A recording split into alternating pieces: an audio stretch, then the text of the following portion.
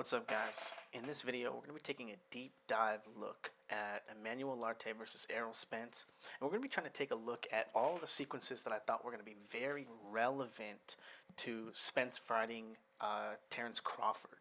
And we're going to be taking a look at all things from technique, flow of the fight, kind of trying to figure out what kinds of things Errol Spence should be looking for, should be looking to improve, and what are the biggest holes for someone like Crawford, who's a good counterpuncher, plays very good boxing games, like jabbing games. And we're going to talk about some of those because Errol Spence plays his very well as well. And we're going to talk about some, very common themes of the fight and all that stuff. But let's go ahead and get into the fight. First thing first. Errol Spence is not really a feinting, probing kind of guy. He's going to control a little bit of the line here, right, as he gets to the line here, and then find a way to sneak onto the line. Now, Errol Spence is one of those guys who's very strong. He's very fast. He's very conditioned. He's very experienced. And he's going to be able to get on the line pretty quick because of that. Okay, the experience, being in shape, and he can go from a position of controlling the line here, controlling into a double jab, bop, stealing this jab to the body, and then getting off of the line, boom, boom. Now, I like to teach boxing in 3 phases. There's the phase in which you get on the line with your opponent, and that's the first beat. The second beat of combat is when you actually control some space, you feint, you probe, or you make an attack on the line, so he's getting 1. And then he goes double jab. Here's 2, and it's a double jab. And then the third phase of combat is getting off the line.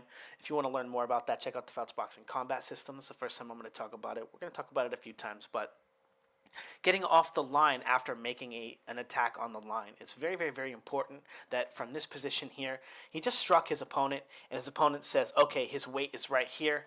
His head is right here. And it's very important, no matter what Errol Spence does, that the very next beat of combat, his head is moving, right? So very good, even though his hand is not up, even though this, in the beginning when you're looking for information, and again, like one of the first sequences, jab to the body, control space up top, double jab, jab to the body. And that's one of the things that we want to try to figure out is how Errol Spence is going to get on the line with our opponent, okay? How Errol Spence is going to get on the line with his opponent. Terence Crawford, right? How is Errol Spence, and I like to say this is my term, control space, okay? So he's going to be controlling space with lead hand control and then making attacks usually with stepping jabs, okay? So feinting a stepping attack here, getting on the line here, controlling space with lead hand control, and just putting his hand up here is just to stop his opponent as he takes the step inside and gets to this position, right? As he gets his head to this position, he just doesn't want his opponent to hit him with any free punches, right? Now, Errol Spence has this problem of, right, and I was talking about it a second ago, the stepping jab, right? He's gonna be on the line on the outside there, and he's gonna be controlling space. And this is one of those things. Oh, I'm the bigger, taller guy, so I can control space from so far away. Here, boom, body jab, right? And he's gonna show him the same move, control space, go up, down with the jab here, and for a few reasons. Number one, and we're going to talk about this a little bit later, but Errol Spence always enters the line from the same side, okay? Which means it's very easy to predict where his head's going to wind up being because he keeps putting it in a very similar position for multiple beats, okay? It does kind of go down a little bit, but because of the fact that he doesn't actually cross the line during any of these sequences here, okay, controlling the line here, feint, right? But his head didn't cross the line, so he hasn't really changed positions yet. So that means that when he gets on the line to throw his actual attack, boom, Lartey knows, because Errol Spence hasn't changed positions, he knows where his head's going to be. It's really, really, really easy for him to find it. He's already got it lined up with his feet where it was going to be as Errol Spence is coming in. Okay, so as Errol Spence comes in here, Lartey gets planted here. He gets his weight down to the ground, and now he's already ready to make an attack on that position. And because Errol Spence hasn't moved his head across the line anywhere, the place and timing at which Lartey gets planted so that he can throw that strike, boom, he's planted, and now he's ready. Because Errol Spence is not moving his head anywhere, this footwork pattern winds up being solid for the attack that winds up coming on at his line. And again, all of that is because Errol Spence is not really crossing the line very much. Again, we're going to talk about that a little bit later as we keep going through the film study. Now, again, jab to the body, very, very common source of offense. Now, Errol Spence controlling a little bit of space with the hook, okay? So watch him jab here, pull, and now when he pulls, he's got his weight on the back foot, and now he's going to go back, forward, and he's going to kind of throw his hook, okay? And a very interesting way to kind of control space. We're going to talk a little bit more about it as we see more clips. But, and very, very important clip I just want to talk about, guarding the line, okay? So very, very good control of the line here from Errol Spence. And in the closed stance here, catching the jab here, right? Even if he doesn't catch it, he's interacting with this move from his opponent appropriately. And now his opponent's going to step forward with the shot, boom, and he's blocking, and he's interacting with it appropriately with the block here. And now, one thing, I think against Manny Pacquiao, I thought the right cross was going to be very, very, very effective against him. Throwing it from this position as Larte is on the right side of the line. He can throw his right hand, the right cross, with a lot of power from the front foot. And I think Crawford is very, very good at that punch. But Errol Spence showing here in this particular sequence, and we're going to get back to it later, okay?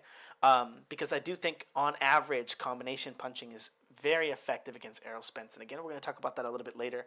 But doing a good job of interacting with that first punch, interacting with that second punch, and then is there a third punch? Well, his head's already gone, right? Because he's interacting with these beats correctly as his opponent, boom, boom, boom, and he's gone.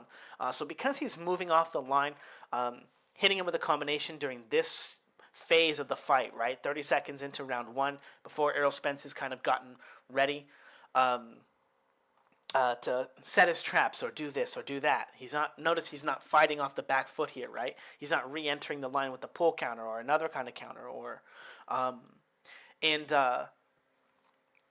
but one thing I want to point out is, while this defense is good, right? If he's not penduluming off the line, he has to be able to catch this jab, boom, boom, catch this right hand or this left hand, boom, and then be able to still turn and catch the hook. Okay, because you have to be able to interact with your opponent on each beat for each phase of combat, right? Or each piece or every beat that you're on the line of your for your opponent's attacks, right? For each piece of that combination, however long your opponent can drive their weight from the ground, 2-foot punching into those strikes. But again, just very important, controlling the line here and then countering jab to the body, very, very good. Very common source of offense from him. And then again, catching the jab here and then coming in with this little hook here. I do think he's actually getting hit here still, but we're going to be talking about that a little bit later as we continue going on, see what the next clip looks like. Now, again, Errol Spence does not really cross the line. Okay, he's not really slipping across the line and pendulum walking. When he comes forward, he pendulum walks, but he doesn't really move his head very much. Okay, he's not baiting his head to the front foot at all. So his opponents are always going to know, again, where his head is. So here he controls the space, and now Errol Spence is going to try to come under this shot, right? But he's on the same line. If we just watch that in real time, again, he's trying to find a way onto Larte's line, but because he's not moving his head, he can't really disguise where his head is going to be, because it's always in the same spot on the line. It's going to be a very obvious place for Larte to be able to attack. Now, again, 1 minute into the fight, Larte. Now, I do want to point out, I do think Larte is actually it was not a bad fighter. Okay, this guy was pretty early in his career. He's pretty strong. He's pretty fast. He played his boxing games pretty well. Maybe if this was a 12-round fight, who knows, right? No, I think he was getting his butt kicked at toward the end. But finding Errol Spence's head now while punching with him, right? Not missing with the rear hand on the way out last time, but punching with him. And again, this is something that I think that Crawford is very, very, very good at. I think he'll be better than the undefeated Larte, but I don't think the margin is going to be, if Crawford is hitting you with a clean shot, he's going to hurt you. Okay? But the margin at which the timing that Larte is better than Crawford, right? It's not like this crazy insurmountable amount, right? But they're very similar, okay? And Larte just not probably as accurate or as, I would say, confident, right? Crawford is likely to throw more counter punches than Larte did. But I do want to point out that I do think that Larte was a pretty good opponent, in spite of the fact that he did get soundly beaten. Now, again, boxing games, coming forward, jab, jab, pulling, and then countering here. And I want to point out, Errol Spence kind of moving back, and this position that he winds up being in with his shoulder forward, he doesn't have his right hand up to block and catch right here. Now, I do want to point out the last sequence he did, he caught and then he blocked, right? But is he always going to just trust that he'll be able to catch it? Is that a move where he knows his opponent went first? Is this one different because he's interpreting it? Oh, I'm going to go first here, and now they're countering me, so we're already deep into our sequences. I don't need to be worried about my opponent throwing a 2 over the top of this shot. What's his thought process here? Is it just a flaw? Okay, so just something to kind of think about, because who knows, right, really? Because we see that he's capable of it, but, and we'll talk about this a little bit later, his lower hands, right? His hand is near his chin, right? But is it near his eyebrow? Is it near his cheek? Is it near his, like, all this is open target, right? All of this is scoring and high value, but he's covering a little bit of his chin, right? Now, anyway, countering the jab to the body, okay? Very, very, very important. Again, Errol Spence playing the jab games, right? Jab, jab, pull, right? Very difficult to hit. Even though we see that there are holes for him to be hit here, we have seen him defend the holes. But getting back on the line, controlling the space here, jabbing, pulling, back, right? Think up, down. Now his weight's down, it's coiled on the back leg. And now he's coiling back, and he's going to uncoil with this hook. Now again, a very common pattern of offense for Errol Spence, but again, he doesn't move his head, okay? And this is very, very important as we watch him pull. Okay, very similar to Mayweather, pull, and now look at where all his weight is, right? And his weight is coming down, it's going up, he's throwing this punch, but notice his hands are down, right? In order to get this move to work at the pace and speed he needs it to work, look at how much he has to jerk his arms around and throw them down to get the torque. And this is because he doesn't know what to do with his head. He doesn't have any head movement. He doesn't focus on crossing his weight across the line. All of the head movement that Errol Spence does when he throws his punches, I want to say, is kind of on accident, where his head winds up going. I don't think he's usually very particular about it. And also very important, if we're talking about that rhythm and that pace, when we get on the line, that's the first beat. That's the first beat that we're in danger. As we're on the line, we count that beat. Then whatever attack or feint or probe we make when we get there. A lot of times people get on the line and throw a stepping jab. A lot of times they get on the line and throw a back foot jab. That's the first move that they make, and then they got to jump off the line, right? So Errol Spence getting on the line here, right? His opponent attacking him. He's pulling, boom, and now he's countering. Okay, here's his 2. And now all the time that it takes him to get planted, it's time that he can be hit. It's time that he's not able to use his third beat and get off of the line and prevent his opponent from being able to follow up what was a very, I don't want to say sloppy, but a very exerted attack from Errol Spence, because he has to do it at a rhythm and a pace that can keep up with his opponent's attack, right? So he's sacrificing a lot of technique, a lot of the things that make that punch valuable, other than the idea that you can discourage your opponent from throwing punches at you because they know that hook is coming. Now again, pulling back, forward, and coming in with the hook, right? Controlling space, down, up, into the hook, and then getting caught here, right? Now, one very important theme about Errol Spence is remembering that he's not really a power puncher.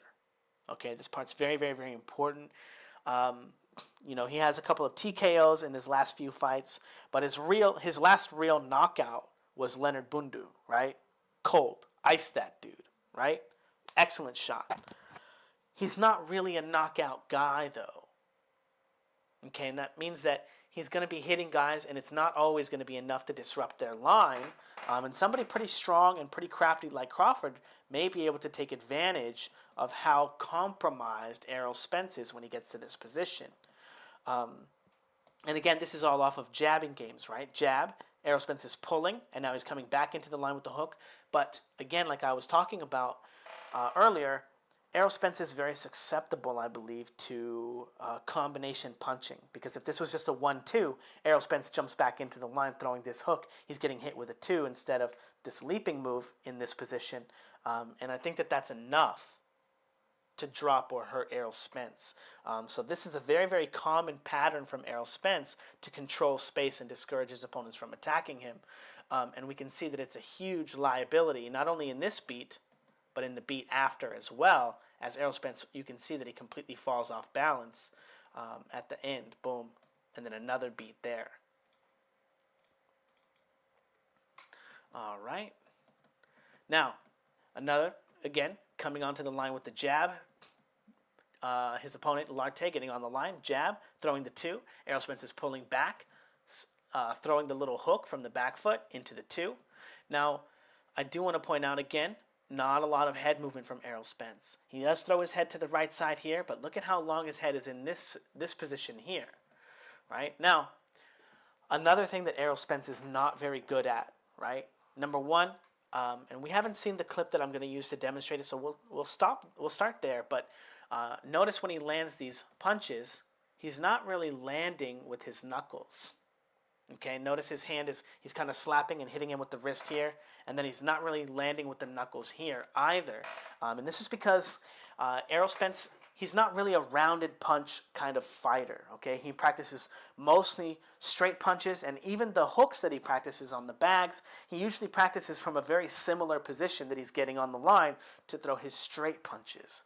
Okay, I did a video on his We Fight How We Train heavy bag work before, but it's a very linear style, right? There's not a lot of difference in the range, which means he doesn't practice anything with his hands, okay? Now, if you want to know what somebody like Tank Davis or Ryan Garcia, more particularly because Ryan Garcia is very famously known for his left hand and his left hook, if you want to know what he does to generate speed and power and snap, and you want to know how to do the same thing, how to do what they're doing, how to do what Spence does not know what to do, check out the Fouts Boxing Combat System in the link below. It's very likely also the top pinned comment.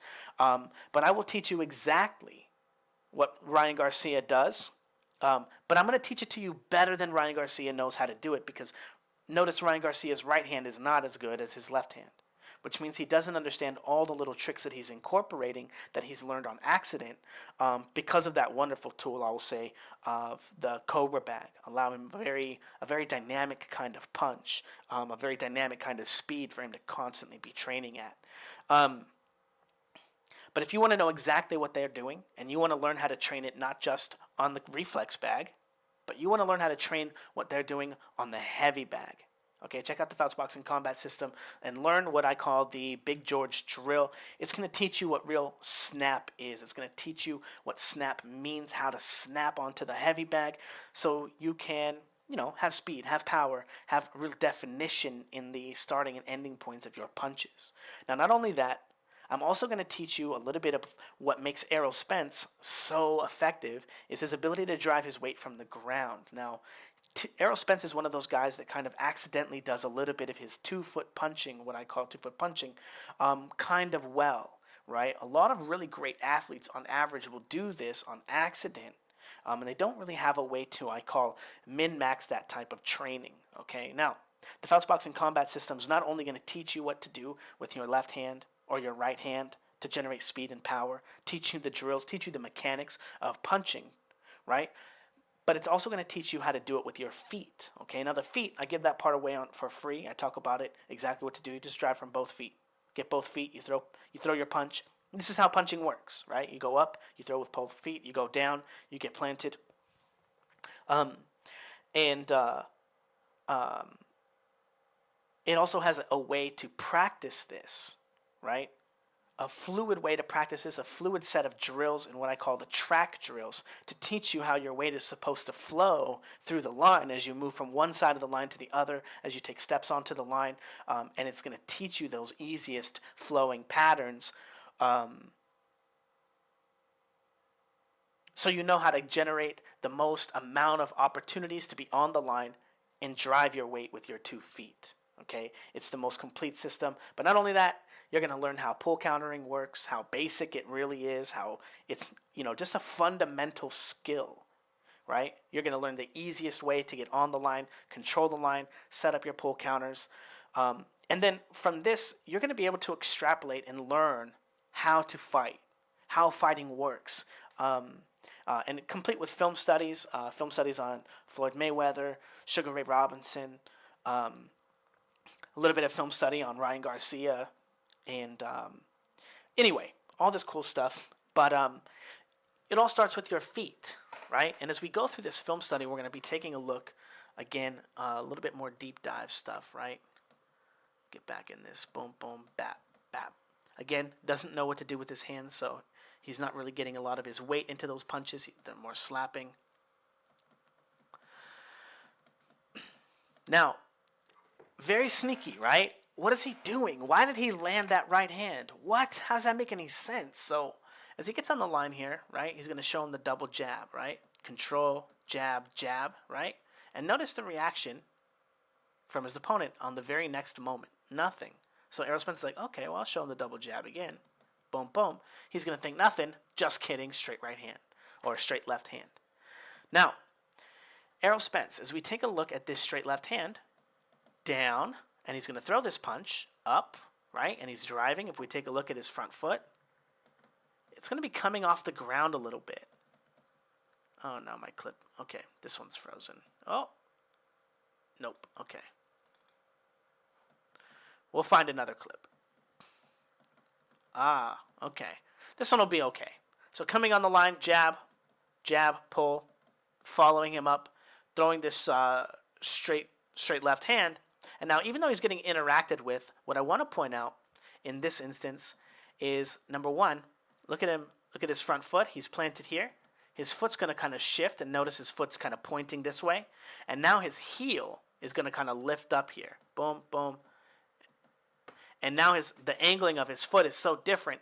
And now look at the back foot. Look at how after he throws this punch here, boom, he gets caught. Excellent shot from his opponent. Not easy to do. Crawford can probably do it too. But all this time here that he has to reset after throwing that punch. And this is almost a standard for Errol Spence. Let me see if I can get that clip to open. Okay, this is a great example here. So, again, combinations being very effective against Errol Spence.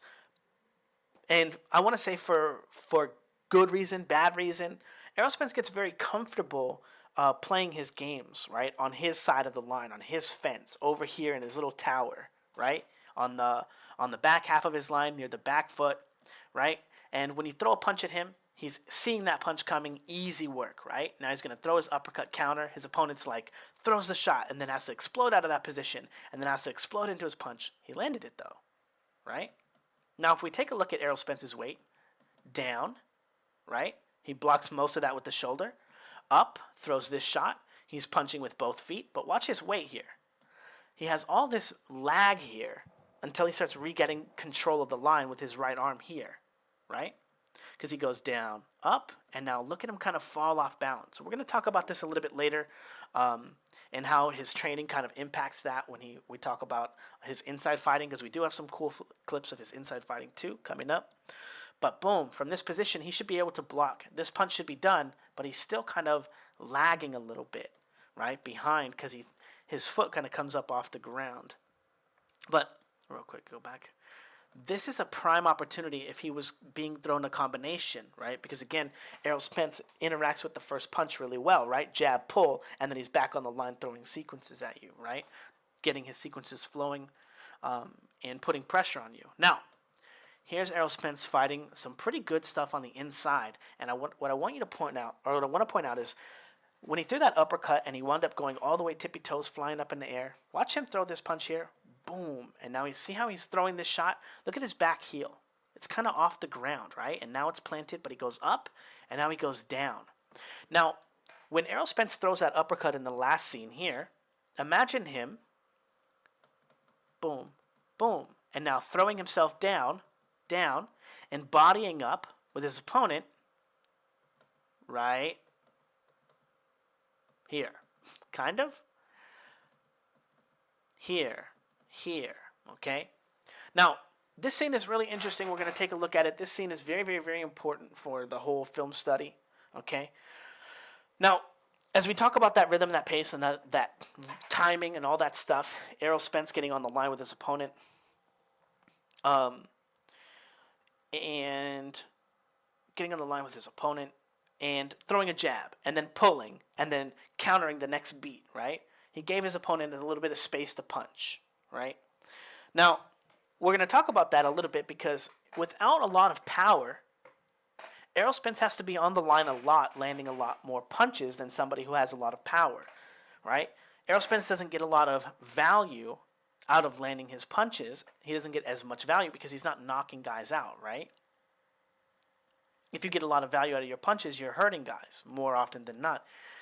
Don't let Errol Spence just punch you in the face, right? That's not what I'm saying. Crawford, don't let him, but he's not a knockout puncher, which means he has to be on the line for more time to land more punches to get the same kind of result, right? And boom, boom, throws a shot, falls off balance a little bit, and now he's going to go down, up, and control the line. And this is one of those things that he does, and this is so interesting because he throws the rear hand, and then he tries to body up with his opponents like this, right, so that he can fight on the inside. Boom, boom, right? He got caught right there. He got greedy, took 2 punches when he should have only taken 1. Now, down, up, bodies up. Boom.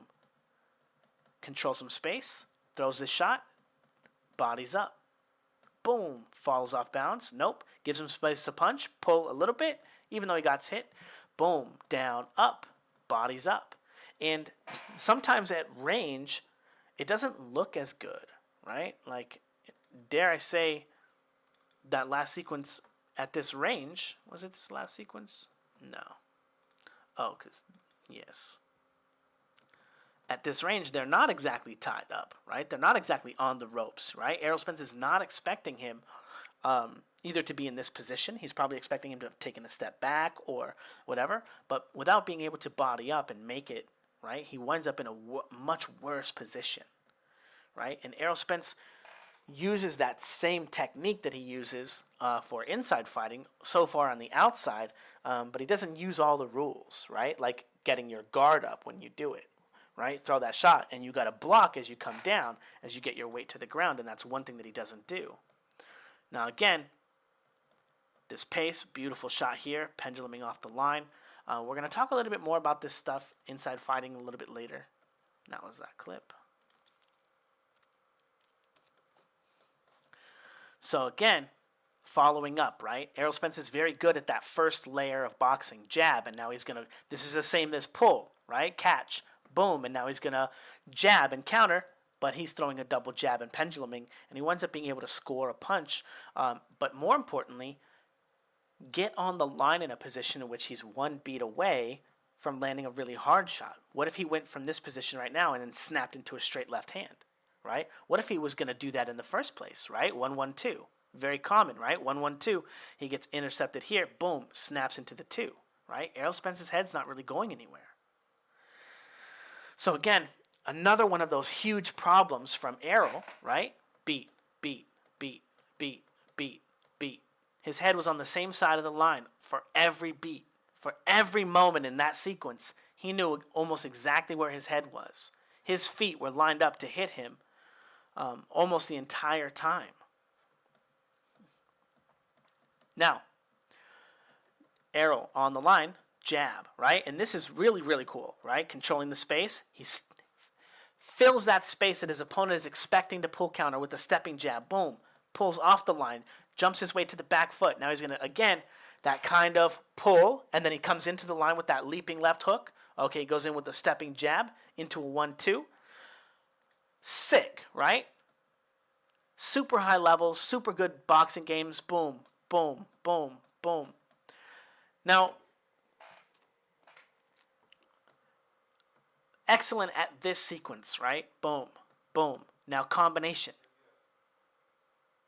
Okay? Again, I think that Errol Spence winds up getting very comfortable playing his own games and not expecting a lot from his opponents, even though very capable here. And doing a lot of cool stuff, has a lot of games to play off of the jab. I think that combination punching winds up being pretty good against him. Now, this sequence is really interesting because, again, he caught this guy. 1, control, 1, 1. And now he's pull countering him, right? His opponent, Larte, is pull countering him, and he's coming in with the 2. He lands the shot clean. Larte is throwing a power punch of his own and still connects with Errol Spence. Not only does Larte still connect with Errol Spence, he catches him with a pretty good shot. But more importantly, Spence is landing probably the best shot that he could land against this guy. The guy's crossing the line with him. He's throwing what's obviously is a power punch. He's moving into Errol Spence's punch. And we're seeing that Errol Spence has nearly no effect on him. Okay? Now, Errol Spence, again, very similar. Throws the right hand. Goes back down. Roll. Really ugly roll. Really slow. Gets a little bit stuck on the front foot. But again, his head is always where, right? It's very easy to find Errol Spence's head when he's punching. Now, I chose this sequence simply to show, I don't want to say how slow Spence is, but sometimes, again, there's that beat. After Errol Spence throws a rear hand, 1, 2, and now he has to replant himself, and it's 1, 2, 3. And you can see that there's like a little bit of timing there. And some of that has to do with Errol Spence, the way that his weight comes up a little bit off the ground when he 2-foot punches, because he has, I don't want to say struggle, but when we see him throwing that uppercut and then having to throw his weight down, that's what that's a product of, is his feet coming off the ground too much when he throws that shot. And it creates this little space. And this space is not important, boom, boom, for the 3. Right? It's just important to recognize that this is his speed, bop, bop, and there's that extra beat there after the 2 to demonstrate that him throwing his rear hand is going to be, I want to say, a liability for him. I think that when he throws that shot, that's one of the spaces that Crawford has the best opportunities to really counter him. I think that both fighters, and we're going to be doing one of these exact same things against for Crawford, against Felix Diaz. I think we're going to choose Felix Diaz. Maybe, and I think we might do one for Van Heerden as well, for Spence and Van Heerden. But yeah, anyway, moving on. Next clip. So again, not that hard to hit, right? Jab games, jab, jab, pull, right back on the line with the counter shot. And I don't want to say predictable, right? But again, Errol Spence doesn't really use his rear hand to probe. He's not really crossing the line and bringing his rear shoulder to the line to try to get a reaction from his opponent with anything other than his jab. And that just makes his head easier to find on those beats. It makes him more predictable. And again, I think that might be a huge problem for him, because Crawford actually does get his head to both sides of the line. Now, this is a really cool sequence. Jabbing on the line, pulling off the line, smacking him with the hook, and then following him back with the 2 here. I just thought that was a really good shot. Yeah, I just thought it was a good shot. And again, very good boxing games, right? But again, Errol Spence not getting a lot of value out of all of his punches. And again, we're going to talk about that in a second. Again, combinations, boom, boom, boom, seem to be very effective against Spence. And again, part of that is because Errol Spence very rarely will try to make it to the other side either.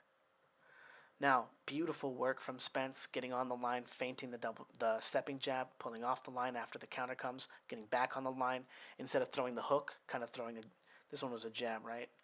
Ish, into the 2, into off the line, and then back onto the line, 1, 1, 2. But a very interesting pace and cadence, right? Now, again, showing I want to say mastery of boxing, right? He understands a lot of the concepts and a lot of those things, but just not very dynamic in his positions, right? Because even all of these sequences, right, coming in from one side of the line, right? Boom, boom, boom, boom, boom, boom, boom, boom. All right, now we're coming to an end. We're getting to the last few sequences here. I know you guys are thrilled. Parrying this shot, right? Errol Spence controlling space, boom, moving off the line. His opponent comes to the line, controls him once. He interacts with it mostly well, right? Tries to tighten his guard, just like the last sequence, interacted with it mostly well. His opponent's stepping jab with him. He interacts with it mostly well. Okay, coming forward, throws a hook. He blocks it, mostly turns away from it. Uh-oh, it was a combination. Now he gets hit. Again, when Errol Spence is not countering, when he's not stepping on the line with the hook, stepping back on the line with the 1-2, stepping back on the line with his own jab, when he's not doing all of those things, he still interacts with the first punch really well. But because he's not moving his head all the time, he's not crossing the line, he's not transitioning his weight, changing positions, even though he can block that punch, it's really easy to know, again, where his head's going to be on the next beat. And that makes it predictable sometimes to hit him. I want to say hit him with some dumb shit, you know. And then Lartey landing a really good shot, you know, for no reason. Now, Errol Spence again usually interacts with his opponent's punches really well. He's going to punch at him. Now Lartey's going to punch and he's going to block it. Blocked it. Doesn't look that appealing, but that's a good sequence for Errol Spence. And Errol Spence is like, yeah, got you, bitch. You didn't get shit. And then boom, throws a punch. Boom, boom, times him. So this one's tricky. Beat, beat, right? Beat, beat. And now it's his opponent's turn to counter, and he goes beat, beat, and counters over the top of it, right? Timed him really well. Boom. Now gives him a space to punch. Now again, throwing his weight down. Again, he doesn't know what he's supposed to be doing with his weight, with his position, so it looks really ugly when he does it. But this is also from him kind of coming up, right? Boom. Up, down. Coming back up in this position. Punch, pull, counter. Beautiful work, right? Jab, waits for the counter, pull, steps in, uppercut. Now, again, combinations, very effective. Not just throwing like a 2-1, right? If you just throw a 2-1 at him, right? Boom, 2, and now you throw a 1, and you throw the right cross, because he's a southpaw, you throw the right cross or the right hook from this position just as a random follow-up, 2-3, 2-1.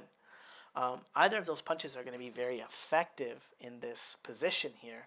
And again, Errol Spence doing a good job of interacting with each of those beats that his opponent is kind of predictably giving him, right? Like even this sequence here, he shifts forward, boom, bop. It doesn't get hit exactly kind of clean, right? Boom, gives him a space to punch, controls him. Boom, off the line. Most of this, like, not bad. Now, we get back to that sequence, right? And he gets on the line, jab game. Whoops. Gets back on the line, jab game. Jab, pull. And then he tries to counter with the right uppercut again. Doesn't move his head. Again, another one of those reasons. Boom, boom. But his opponent follows it up with the hook here, right? And these kinds of sequences, I think, they're not going to be that difficult to set up against Errol Spence because, again, one of his priorities is not to get his head to the other side of the line. You know, he doesn't really move his head. His head moves, but he doesn't move his head, right? Like when he throws a punch, he's going to put it in one of the more optimal places, right? One of them, but it's still not a lot of head movement. It's very basic, very bland, mostly just because he's rotating his shoulders. But things like this are what give me the most amount of pause for this fight for Errol Spence because now, again, this sequence here, he's playing his games, right? Jumps on the line with the jab. He even countered it. Now it's a combination. 1, 2. He's pulling. Got him, though. Now he's coming back with that shot. And Lartey still catches him with another hook here. And I think that this is really important. because I think sometimes not the lack of creativity, but the lack of Errol Spence's ability to control the line with his rear shoulder or his rear hand makes the sequences, right? Like a broken clock is right twice a day. No matter what Lartey does, as long as he does something to interact with Errol Spence when Errol Spence is attacking him, he's going to accidentally eventually find his head. Which means that if it can be found on accident, it can be found on purpose by somebody who's better than Lartey, someone like Crawford. And again, before we wrap up, right, we're getting to one of the most important points here. Now, this is going to be some really, really, really excellent fighting from Errol Spence here. Really, really beautiful. Okay, controlling the space, bop, throws this shot. He's up here, throws himself down. Again, he 2-foot punches a little bit on accident, so he doesn't know how to control it. He doesn't know how to min-max it. So this is his version of the pull counter. You guys see Tank Davis throw a rear hand, right, and then pull and throw another shot, or throw a jab and then pull and come up with the... Well, we can see Errol Spence, he doesn't actually have one of those on his front foot. Okay. Now, again, in the Fouts boxing combat system, I teach pull counters, and I teach my version of pull counters. The proper way to pull counter. A lot of people do the one where they pull straight back and then move straight forward. I don't believe in that. I don't think it's good boxing, but I teach you how to pull counter on both sides of the line. Not just a pull counter when you're jabbing and you pull back to throw the right, but after the rear hand. Once you get your weight to the front foot, I teach pull counters on the front foot as well. And Errol Spence does not have a pull counter on the front foot. Again, check out the Fouts Boxing Combat System. When you start getting good at it, you'll start to see, oh, wow, those are a lot of holes that this guy has. He's right. Okay, don't say it in the comments. Go buy the Fouts Boxing Combat System. Give it a review. Okay, check it out. You're going to see that what I'm talking about is right immediately, okay? But beautiful movement here, okay? He throws that punch, and now he knows his opponent's going to punch at him. He gets under. And now his opponent's got a little bit of lag off of his move. Boom, boom. Waits for his opponent to punch. Pull, boom, boom, boom. And giving his opponent space, but fighting really well in these beats, in these instances, as we start here again. Boom, boom. Boom, boom, boom, boom, right? And just kind of playing him like a fiddle. But notice eventually he winds up getting hit, okay? He winds up losing a little bit of that rhythm. Not everything's perfect. He got countered on that beat right there by an uppercut. Now, as we take a look at the last clip, this is the last clip, and this is one that's really telling for me, okay? Again, Errol Spence does not have a lot of power, okay? Of the things that you're supposed to do to generate power with your kinetic chain, number one, be strong and fit. That's number one. The stronger and the fitter you are, the better your kinetic chain is. No shit. Number two, have good technique. Understand what part, what each piece of your kinetic chain is supposed to be doing. Check out the Fouts Boxing Combat System. I'll tell you all those things. First person, again, in history to figure it all out. First person in history to learn and understand how 2-foot punching is. First person in history to come up with a complete fighting system that goes along with the theory as well. Demonstrable. Okay? Anyway. But because he doesn't do these things correctly with his technique, he has to be on the line, throwing punches more, scoring more. And that leads him into positions like that where he's going to get countered, where he's going to be on the line here with his opponent, a couple body shots. And this is the 7th round. This is about 40-something seconds. Boom, boom, boom, controlling him. Lots of punches. Here he gets countered here. Moves off the line. Again, lots of beats that he's on the line, right? Some of these are actually safe, but as we can see, some of these punches that he gets on the line with this guy, good timing there. He gets hit there to the body. Not bad. I mean, you're not going to avoid everything. Jab, pull, back on the line, flooding the line. Gets countered once, pull, comes up. Again, he does not have a pull counter on the front foot. He does not know how to use or throw a punch like that or counter. He's not really a right hook guy, right? We've seen his right hook. He throws his right hook from the back foot, not the front foot. Jab, pull, getting back on the line, flooding the line with punches again. Boom, boom, boom. And again, he has to be on the line for so long. And, it's been like 30 seconds already. Let me see exactly how long it's been. 25 seconds just in this clip. He's gotten clipped one time, landed a couple good punches, landed a good shot there, pulled off the line, getting back on the line, pull, back on the line with the double jab, crossing the line, closing his eyes because his opponent's about to throw a overhand left. I think he threw it to the body. He could have landed it to the head, I think. Countering him here again, caught him clean on the chin. And because Errol Spence almost got him, good job, throws that shot, peels off the front foot.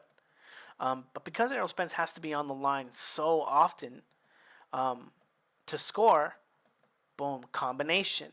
Now again, all that work, right? And he's landing like glancing blow after glancing blow. And eventually he just throws, boom, controls him with the first shot. Errol Spence usually sees and reacts to the first shot really well. In this instance, he doesn't. And he also doesn't move his head. And he winds up getting hit with this follow-up 2-3 shot here. And this is the kind of shot that if Errol Spence takes from Crawford, Crawford is going to, I think, accidentally knock Errol Spence out. Just like he accidentally knocked Kell Brook out, right? He hit him with a good shot, and everyone was like, wait, what? What? The fight's over. What happened? No, that's a dive. That's a dive. No, I'm just kidding.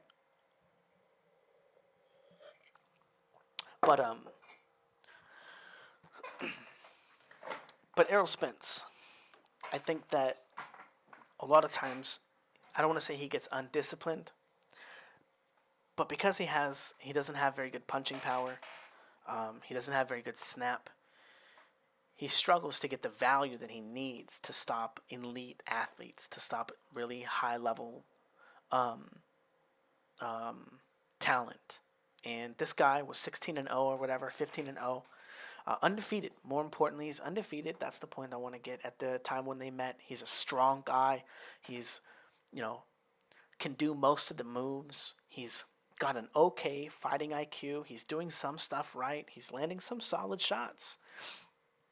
He's not as sharp as Crawford. He's not as fast as Crawford. He does not punch nearly as hard as Crawford. I do think Crawford's going to be way more explosive and control the line way better than this guy. But this guy also doesn't have as good of IQ as Crawford. Now,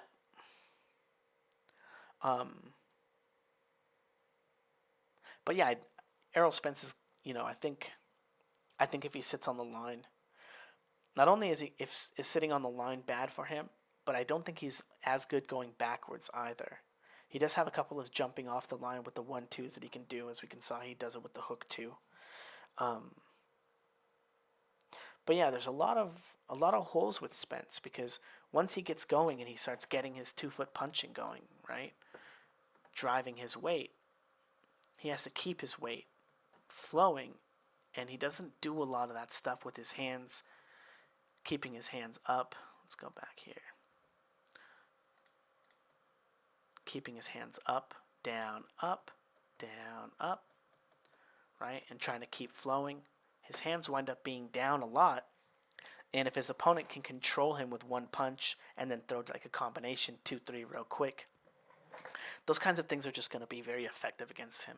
So these are my initial thoughts. I did a film study on Patreon. We watched this fight already, and you can catch the full film study, the full fight film study on Patreon. I also watched 3 other fights, 2 Crawford fights and another Errol Spence fight, but we're going to be watching most of their fightography. We're going to be on Patreon, you guys, so check it out. Yeah, we're going to be going through and watching tons and tons and tons of fights of them, because that's a big fight. I'm excited for this fight, and to be honest, I want to talk about it as much as possible. I want there to be as much knowledge about there as possible. I want every camp to have as much information as possible, and I want it to be the best fucking fight possible. I want it to be a sick fight, so yeah, I'm excited.